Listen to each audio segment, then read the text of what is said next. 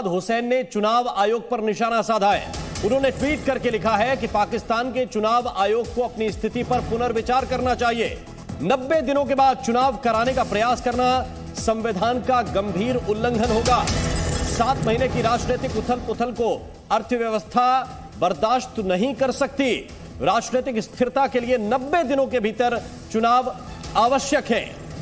तो जी न्यूज पर ये बड़ी खबर हम आपको दिखा रहे हैं। एक तरफ फवाद चौधरी का ये बड़ा स्टेटमेंट है, उससे पहले चुनाव आयोग का सरेंडर था। पार्लियामान की कार्रवाई में मुदाखलत नहीं की। वजीर आजम का असम्बली तोड़ने का इख्तियार वो अलहदा है स्पीकर की रूलिंग से। इन कैमरा प्रोसीडिंग्स होनी चाहिए। वो शहादतें, वो दस्तावेजात जजेस के सामने रखी जा सकें जिनकी बुनियाद के ऊपर स्पीकर साहब इस नतीजे पर पहुंचे कि ये एक बैनुल-अक़वामी इंटरवेंशन थी पाकिस्तान में रजीम चेंज के लिए। और अगर हुकूमत तब्दीली की ये कोशिश कामयाब होती है तो इसका मतलब है कि हम 23 मार्च 1940 जब करारदाद मंजूर हुई थी पाकिस्तान बनाने की, हम उस दौर में वापस चले जाएंगे। वो पाकिस्तान का गुलामी का दौर शुरू हो जाएगा। इस तरह कायदे आज़म मोहम्मद अली जिन्ना ने पाकिस्तान की आज़ादी की तहरीक लड़ी थी। पूरी पाकिस्तान की कौम को उस तहरीक के लिए खड़ा होना होगा। तो फवाद चौधरी का ये वो स्टेटमेंट आप देख रहे हैं जिसमें वो ये दावा कर रहे हैं। आप याद करें, इमरान खान नियाजी लगातार ये नैरेटिव सेट करते रहे कि ये तो विदेशी ताकतों की साजिश है हमारे खिलाफ और ऑपोजिशन जो है उनकी स्टूज है, उनका पपेट है। उसी बात को दोहराते हुए अभी आप फवाद चौधरी को सुन रहे थे जो कि इमरान सरकार में मंत्री रहे और जिन्हें लेकर राणा शराफत अभी अपनी टिप्पणी भी कर रहे थे। ताइबा इस वक्त नहीं, अमजद अयूब मिर्जा इस वक्त मुस्कुरा रहे हैं। अमजद अयूब मिर्जा, आपने सुना फवाद चौधरी वही पुरानी लाइन ऑफ आर्गुमेंट को दोहराते हुए, और मुस्कुराहट तो हम राणा शराफत के चेहरे पर भी देख रहे हैं। लेकिन पहले अमजद अयूब मिर्जा आपका कमेंट और उसके बाद राणा शराफत, प्लीज जल्दी।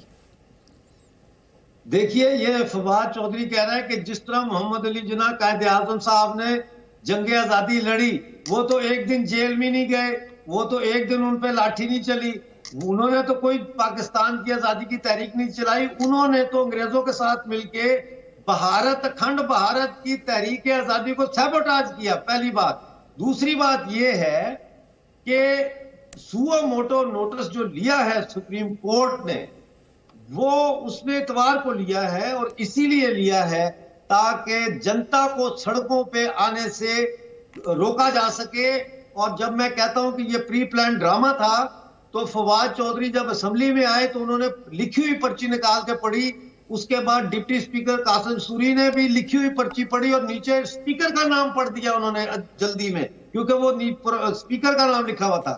उसके चंद मिनट के बाद प्री रिकॉर्डेड जो तकरीर है वो इमरान खान करता है और उसमें कहता है मैंने प्रेसिडेंट को एडवाइस दे दी है। कुछ लम्हों के बाद प्रेसिडेंट कहता है मैंने कौमी असम्बली जो है वो खत्म कर दी है। और कुछ ही लम्हों के बाद सुप्रीम कोर्ट के जज बैठे ये कहते हैं कि जी वो हमने सुओ मोटो नोटिस ले लिया है। ये डिलेइंग टैक्टिक्स है, ये कंट्रोल्ड तरीके से ये साजिश हो रही है। इसके पीछे जो lieutenant general Faiz Hamid, president of Pakistan, Imran Khan और ये फवाद चौधरी और न जाने कौन कौन है। और इसीलिए इन्होंने फराह खान को प्राइवेट जेट के जरिए सारा माल पानी बाहर भिजवा दिया है कि जस्ट इन केस अगर कुछ होता है तो हमारी रकमें बाहर सेफ हो दुबई में। तो ये सब ड्रामा है। ये आसिफ जरदारी की बात कर रहे हैं, असल तो लड़ाई लड़ी नवाज शरीफ ने, आसिफ जरदारी ने तो और पीपल पार्टी ने तो पाकिस्तान डेमोक्रेटिक मूवमेंट छोड़ के उसकी कमर में खंजर घोंप के उसको कमजोर किया।